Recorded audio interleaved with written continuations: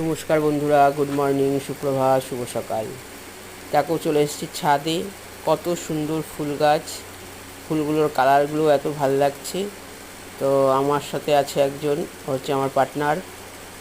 তো আমরা দুজন মিলেই কাজ করি, আমাদের দুজন দুজন করেই থাকতে হয়। তো যাই হোক বন্ধুরা, তো দেখো। আর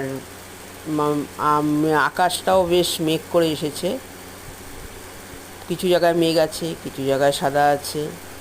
আর ফুলের কালারটা এত ভাল লাগছে দেখতে। আর এটা প্রায় 6 তলা বিল্ডিং আছে, তাই এর উপরে উঠে অনেক কিছু দেখা যাচ্ছে।